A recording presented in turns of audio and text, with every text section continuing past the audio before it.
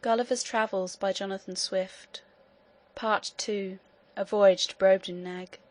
Chapter 5. Several adventures that happened to the author. The execution of a criminal. The author shows his skill in navigation. I should have lived happily enough in that country, if my littleness had not exposed me to several ridiculous and troublesome accidents, some of which I shall venture to relate. Glumdalclitch often carried me into the gardens of the court in my smaller box, and would sometimes take me out of it and hold me in her hand, or set me down to walk. I remember, before the dwarf left the queen, he followed us one day into those gardens, and my nurse having set me down, he and I being close together, near some dwarf apple trees, I must needs show my wit by a silly allusion between him and the trees, which happened to hold in their language as it does in ours.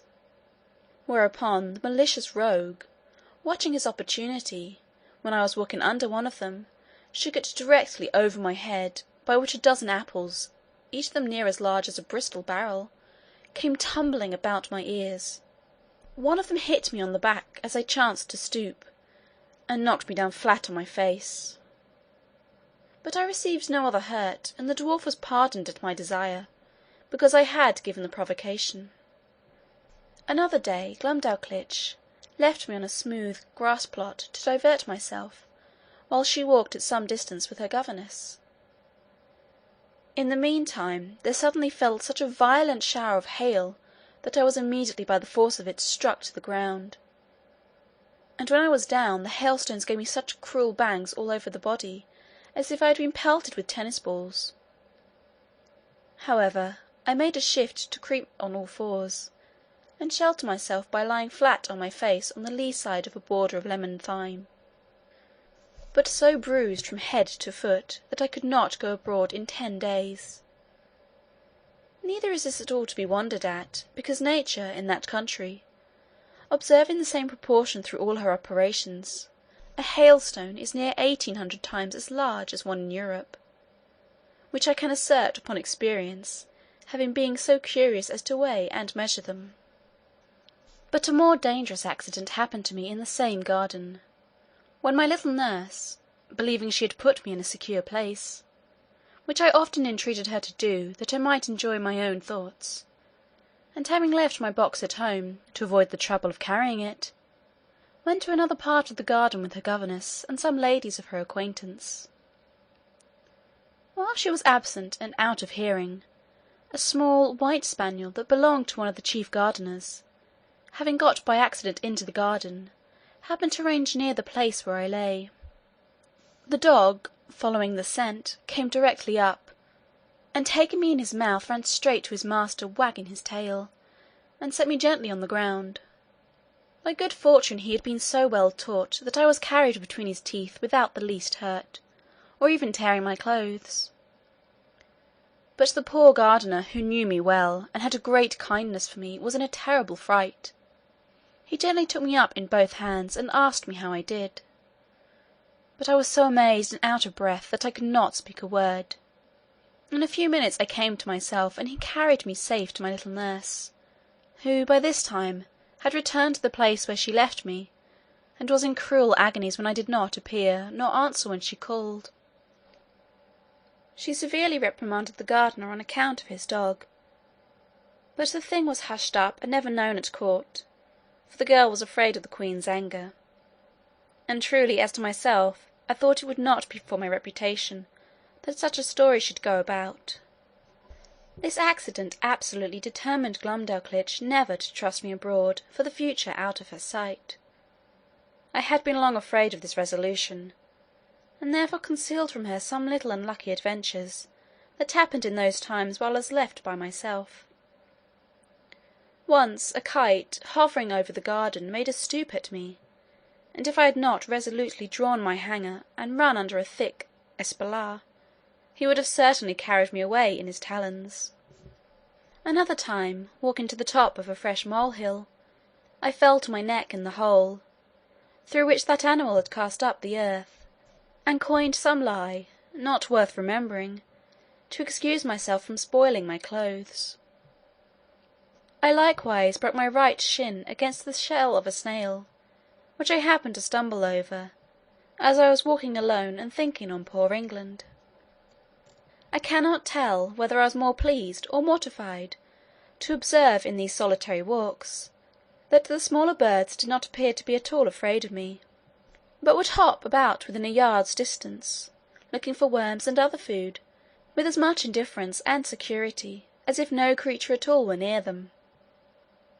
I remember a thrush had the confidence to snatch out of my hand, with his bill, a bit of cake that Glumdalclitch had just given me for my breakfast. When I attempted to catch any of these birds, they would boldly turn against me, endeavouring to peck my fingers, which I durst not venture within their reach, and then they would hop back unconcerned, to hunt for worms or snails, as they did before. But one day I took a thick cudgel, and threw it with all my strength so luckily at a linnet, that I knocked him down, and seizing him by the neck with both my hands, ran with him in triumph to my nurse.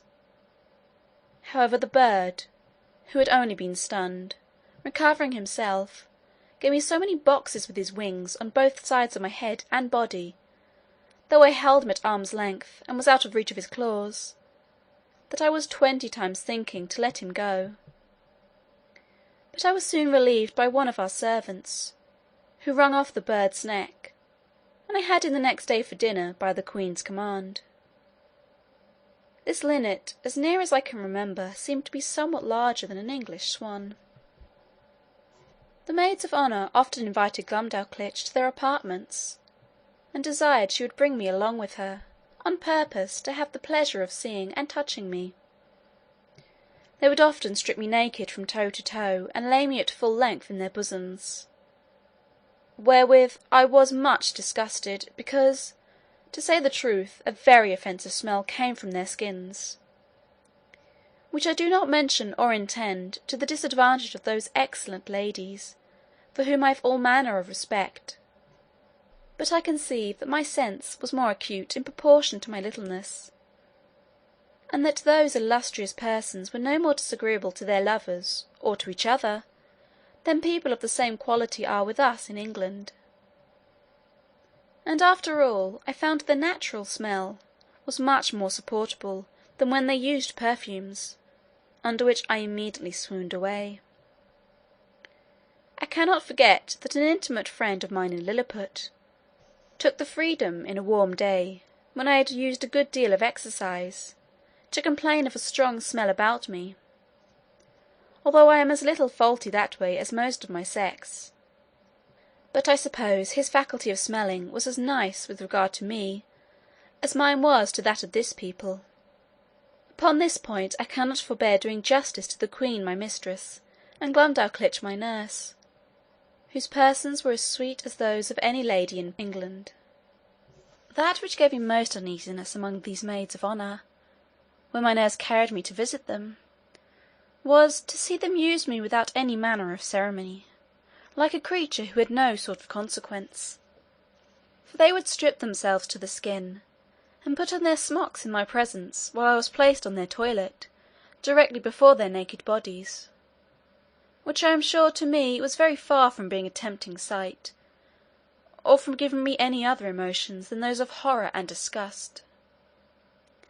Their skins appeared so coarse and uneven, so variously coloured, when I saw them near, with a mole here and there as broad as a trencher, and hairs hanging from it thicker than pack-threads, to say nothing farther concerning the rest of their persons. Neither did they at all scruple, when I was by, to discharge what they had drunk to the quantity of at least 2 hogsheads, in a vessel that held above 3 tons. The handsomest among these maids of honour, a pleasant frolicsome girl of 16, would sometimes set me astride one of her nipples, with many other tricks, wherein the reader will excuse me for not being over particular. But I was so much displeased, that I entreated Glumdalclitch to contrive some excuse for not seeing that young lady any more. One day a young gentleman, who was nephew to my nurse's governess, came and pressed them both to see an execution. It was of a man who had murdered one of that gentleman's intimate acquaintance. Glumdalclitch was prevailed on to be one of the company, very much against her inclination, for she was naturally tender-hearted. And as for myself, although I abhorred such kind of spectacles, yet my curiosity tempted me to see something that I thought must be extraordinary.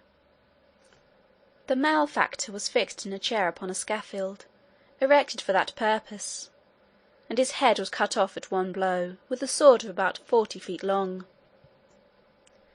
The veins and arteries spouted up with such a prodigious quantity of blood, and so high in the air, that the great jet d'eau at Versailles was not equal to it for the time it lasted. And the head, when it fell on the scaffold floor, gave such a bounce as made me start, although I was at least half an English mile distant. The Queen, who often used to hear me talk of my sea voyages, and took all occasions to divert me when I was melancholy, asked me whether I understood how to handle a sail or an oar, and whether a little exercise or rowing might not be convenient for my health. I answered that I understood both very well.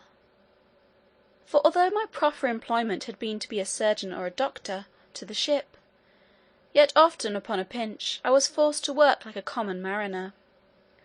But I could not see how this could be done in their country, where the smallest wherry was equal to a first-rate man-of-war among us, and such a boat as I could manage would never live in any of their rivers. Her Majesty said, if I would contrive a boat, her own joiner should make it, and she would provide a place for me to sail in. The fellow was an ingenious workman, and by my instructions, in 10 days, finished a pleasure boat with all its tackling, able conveniently to hold 8 Europeans. When it was finished, the Queen was so delighted that she ran with it in her lap to the king, who ordered it to be put into a cistern full of water with me in it, by way of a trial, where I could not manage my 2 sculls or little oars, for want of room. But the Queen had before contrived another project. She ordered the joiner to make a wooden trough of 300 feet long, 50 broad, and 8 deep, which, being well pitched, to prevent leaking, was placed on the floor along the wall, in the outer room of the palace. It had a cork near the bottom to let out the water when it began to grow stale, and 2 servants could easily fill it in half an hour. Here I often used to row for my own diversion, as well as that of the Queen and her ladies, who thought themselves well entertained with my skill and agility. Sometimes I would put up my sail, and then my business was only to steer, while the ladies gave me a gale with their fans; and when they were weary, some of their pages would blow my sail forward with their breath, while I showed my art by steering starboard or larboard as I pleased. When I had done, Glumdalclitch always carried back my boat into her closet, and hung it on a nail to dry. In this exercise I once met an accident, which should have liked to have cost me my life. For one of the pages having put my boat into the trough, the governess who attended Glumdalclitch very officiously lifted me up to place me in the boat, but I happened to slip through her fingers, and should have infallibly fallen down 40 feet upon the floor, if, by the luckiest chance in the world, I had not been stopped by a corking pin that stopped in the good woman's stomacher, the head of the pin passing between my shirt and the waistband of my breeches, and thus I was held by the middle in the air, till Glumdalclitch ran to my relief. Another time, one of the servants, whose office it was to fill my trough every 3rd day with fresh water, was so careless as to let a huge frog, not perceiving it, slip out of his pail. The frog lay concealed till I was put into my boat, and then, sensing a resting place, climbed up, and made it lean so much on one side that I was forced to balance it with all my weight on the other, to prevent overturning. When the frog was got in, it hopped at once half the length of my boat, and then over my head, backward and forward, dabbing my face and clothes with its odious slime. The largeness of its features made it appear the most deformed animal that can be conceived. However, I desired Glumdalclitch to let me deal with it alone. I banged it a good while with one of my sculls, and at last forced it to leap out of the boat. But the greatest danger I ever underwent in that kingdom was from a monkey, who belonged to one of the clerks of the kitchen. Glumdalclitch had locked me up in her closet, while she went somewhere upon business, or a visit. The weather being very warm, the closet window was left open, as well as the windows and the door of my bigger box, in which I usually lived, because of its largeness and conveniency. As I sat quietly meditating at my table, I heard something bounce in at the closet window, and skip about from one side to the other; whereat, although I was very much alarmed, yet I ventured to look out, but not stirring from my seat. And then I saw this frolicsome animal frisking and leaping up and down, till at last he came to my box, which he seemed to view with great pleasure and curiosity, peeping in at the door and every window.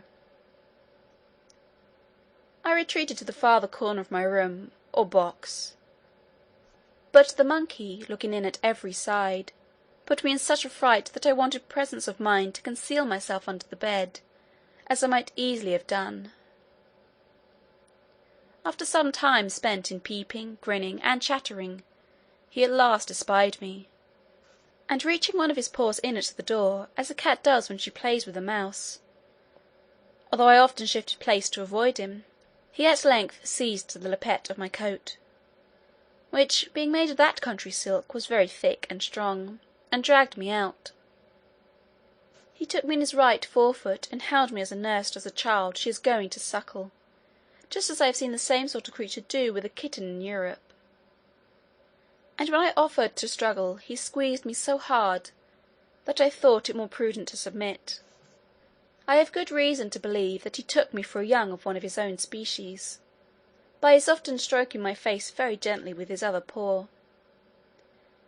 In these diversions he was interrupted by a noise at the closet door, as if somebody was opening it; whereupon he suddenly leaped up to the window at which he had come in, and thence upon the leads of the gutter, walking upon 3 legs, and holding me in the fourth till he climbed up to a roof that was next to ours. I heard Glumdalclitch give a shriek at the moment he was carrying me out. The poor girl was almost distracted. That quarter of the palace was all in an uproar; the servants ran for ladders; the monkey was seen by hundreds in the court, sitting upon the ridge of a building, holding me like a baby in one of his forepaws, and feeding me with the other, by cramming into my mouth some victuals he had squeezed out of the bag on one side of his chaps, and patting me when I would not eat; whereat many of the rabble below could not forbear laughing. Neither do I think they justly ought to be blamed, for without question the sight was ridiculous enough to everybody but myself. Some of the people threw up stones, hoping to drive the monkey down; but this was strictly forbidden, or else very probably my brains had been dashed out. The ladders were now applied and mounted by several men, which the monkey observing, and finding himself almost encompassed, not being able to make enough speed with his 3 legs, let me drop on a ridge tile, and made his escape. Here I sat for some time, 500 yards from the ground, expecting every moment to be blown down by the wind, or to fall by my own giddiness, and come tumbling over and over from the ridge to the eaves. But an honest lad, one of my nurse's footmen, climbed up, and putting me into his breeches pocket, brought me down safe. I was almost choked with the filthy stuff the monkey had crammed down my throat, but my dear little nurse picked it out of my mouth with a small needle, and then I fell a vomiting, which gave me great relief. Yet I was so weak and bruised in the sides with the squeezes given by this odious animal, that I was forced to keep my bed a fortnight. The king, queen, and all the court sent every day to inquire after my health, and her majesty made me several visits during my sickness. The monkey was killed, and an order made that no such animal should be kept about the palace. When I attended the king after my recovery, to return him thanks for his favours, he was pleased to rally me a good deal upon this adventure. He asked me, "What my thoughts and speculations were while I lay in the monkey's paw? how I liked the victuals he gave me, his manner of feeding, and whether the fresh air on the roof had sharpened my stomach. He desired to know what I would have done upon such an occasion in my own country. I told his majesty that in Europe we had no monkeys, except such as were brought for curiosity from other places, and so small that I could deal with a dozen of them together if they presumed to attack me. And as of that monstrous animal with whom I am so lately engaged, it was indeed as large as an elephant.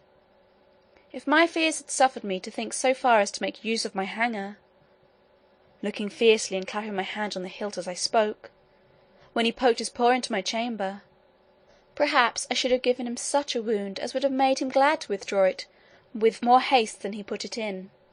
This I delivered in a firm tone, like a person who was jealous lest his courage should be called in question.